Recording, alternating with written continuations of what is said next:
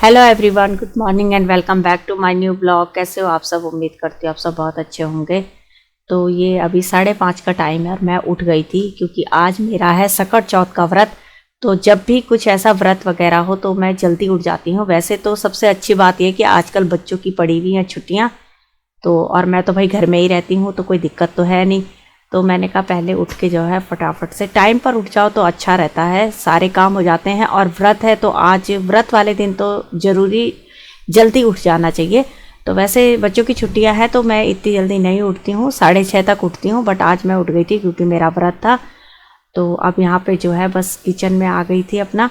और पहले जो है रात को आधा काम ही किचन का करके सोती हूँ ताकि जब मैं सुबह उठूँ तो मुझे दिक्कत ना हो। तो मैं बर्तन वगैरह जो है वो रात को ही धो के रख देती हूँ ताकि सुबह जब बिल्कुल किचन में जाए ना तो किचन सिमटा हुआ मिले तो अच्छा लगता है, एक पॉजिटिव एनर्जी भी मिलती है और ठीक रहता है। उसके बाद तो मैं आ गई थी रूम में। तो सबसे पहले जो है मैंने ये जो अपना जब भी झाड़ू पोछा लगाना होता है तो अपना जो रूम को पहले सेट कर दो। तो सामान जो बिखरा रहता है ना तो आधा दिमाग तो उसको देख के ख़राब हो जाता है, इसलिए जब भी सामान वगैरह इस तरीके से बिखरा हो पहले उसको सेट कर दो, उसको बिल्कुल सही जगह पर कर दो। तो आधा काम तो हमारा वैसे ही हो जाता है जब हम सामान को अच्छे से प्रॉपर जगह पे रख लेते हैं। उसके बाद किचन में आ गई थी तो मुझे बनाने थे मेथी के पराठे। मेरा तो फास्ट है बट बच्चों के पापा जी के लिए और बच्चों के लिए मेथी के पराठे बनाऊंगी और इनको तो ऑफिस भी जाना है। तो यहाँ पे मैंने ना मेथी की जो ये मेथी थी ये मैंने एक दिन पहले ही साफ़ करके रख दी थी। बस इसे मॉर्निंग में धोया और छन्नी में रख दिया था ताकि उसका पानी निथर जाए। तब तक मैं बाकी काम कर लूँगी डस्टिंग वगैरह के। डस्टिंग का मैं डेली डस्टिंग करती हूँ क्योंकि डस्टिंग करने से क्या होता है, डेली एक तो घर साफ़ सुथरा रहता है, बार बार साफ़ करने की ज़रूरत नहीं पड़ती पूरे दिन में। जैसे पोछा वगैरह लगाने की नहीं ज़रूरत पड़ती बार बार क्योंकि घर गंदा हो जाएगा।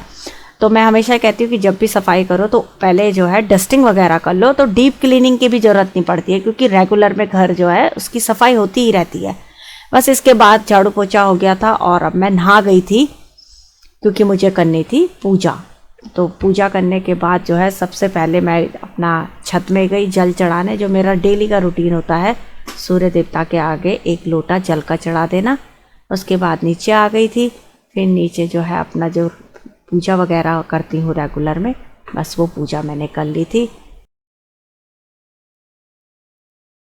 तो पूजा अपनी हो गई है और दिल्ली में ना आजकल बहुत ही ज़्यादा ठंड पड़ रही है, बिल्कुल धूप के तो दर्शन होते ही नहीं है। तो सूरज देवता जो है वो बिल्कुल छुपे हुए रहते हैं और आज पहले तो थोड़ा बहुत 1-2 बजे करीब थोड़ी सी झलक दिखला देते थे, लेकिन आजकल तो उन्होंने वो भी बंद कर दिया।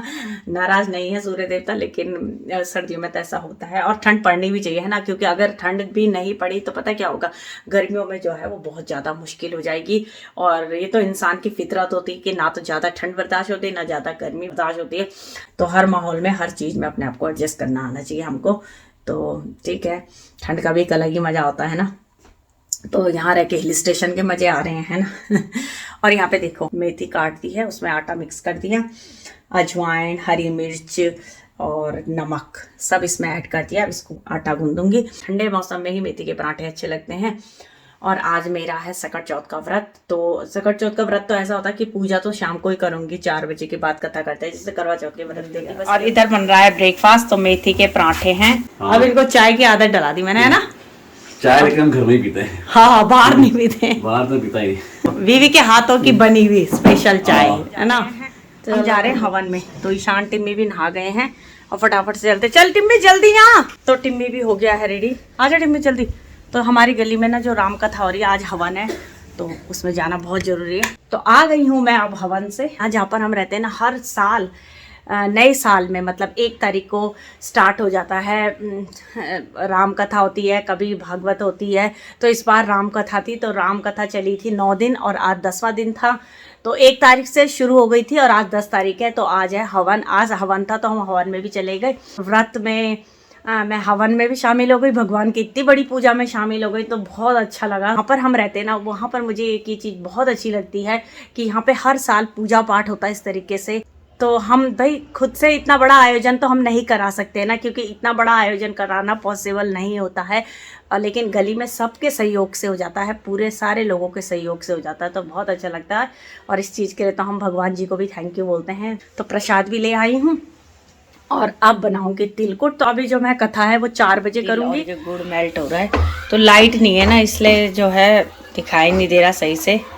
तो बना दिए हैं मैंने तिलकुट का प्रसाद। तो तिलकुट के जो लड्डू है वो बना दिए हैं और अच्छे बने हैं लड्डू और लाइट भी आ गई, तो बनाते बनाते ही आ गई थी। चलो अब 4 बजने वाले हैं, तो फिर फटाफट से पूजा कर कथा करूँगी। और हो गई हूँ मैं तैयार अब, क्योंकि अब मुझे करनी है कथा।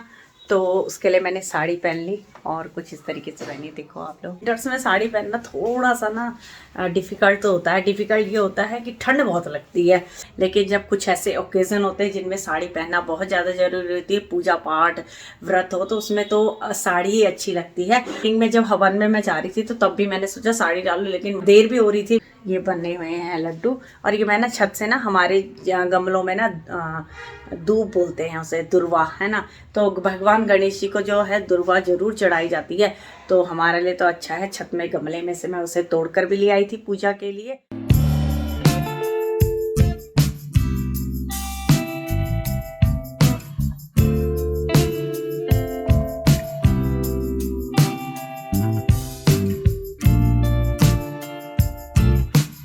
और अब मैंने खाना भी बना लिया है। 9 तो बज गए हैं। चंद्रमा का हो रहा है चंदा मामा का बहुत बेसब्री से इंतजार। तो टिम्मी शाम तुम्हारे लिए बना दूं, है ना। मैं सोच रही हूँ वही कि बच्चों के लिए बना दिया जाए, क्योंकि इन लोगों को तो भूख लगी जाती है। मैं तो बना देती हूँ खाना, क्योंकि बच्चों को भूख। और वैसे भी ना फेस्टिवल वगैरह या कभी भी जो भी कुछ काम होते हैं ना, तो बच्चों को पहले खिला दो तो सही रहता है, क्योंकि ये बच्चे दिमाग बहुत खाते हैं। इसलिए मैं सोच रही हूँ कि फटाफट से इनके लिए रोटी बना दी जाए। तो 10 बज गए हैं और चंद्रमा के दर्शन हो गए हैं। तो ये कह रहे हैं चंदा मामा जो भी है तो निकल गए। तो चलते हैं पूजा करने। और ये सामग्री मैंने रख ली है।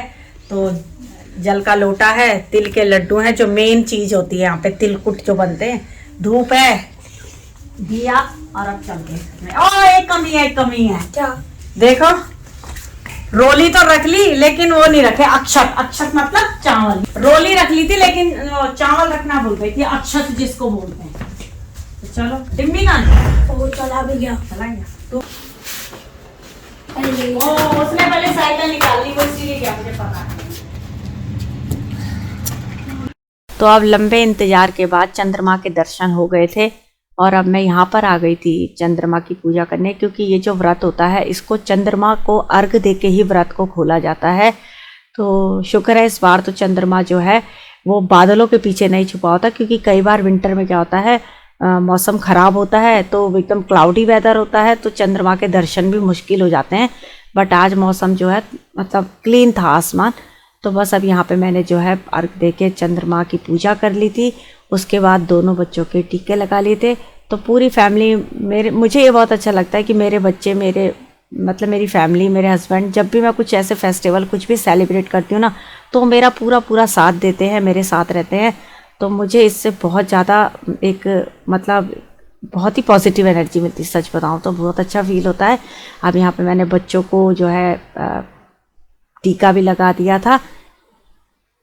बस पूजा हो गई है, छत में जाके चंद्रमा के दर्शन भी हो गए। बच्चों को तो खाना मैंने पहले ही खिला दिया था, क्योंकि मुझे पता था लेट हो जाएंगे। पानी लिया था थोड़ा सा, लेकिन ना प्यास नहीं लग रही, क्योंकि मौसम बिल्कुल ठंडा है,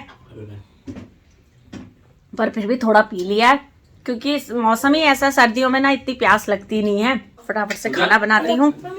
अब एक दिन बाद लोहड़ी आई जाएगी, फिर मकर संक्रांति, बस फिर ऐसे ऐसे करके लाइफ जो है वो चल रही है। और चलो भगवान गणेश जी से यही प्रार्थना है कि लाइफ इसी तरीके से अच्छे से स्मूथली चलती रहे। तो चलिए व्लॉग को भी एंड करती हूँ। होप आपको वीडियो पसंद आई होगी, और वीडियो पसंद आई तो वीडियो को लाइक करना, और चैनल पे नए हो तो चैनल को सब्सक्राइब करना प्लीज़। मैं फिर दोबारा कहती हूँ मेरे चैनल को, और मुझे मेरे चैनल को प्लीज़ सपोर्ट कीजिए। तो मिलते हैं नेक्स्ट व्लॉग में। Till then goodbye, take care and good night.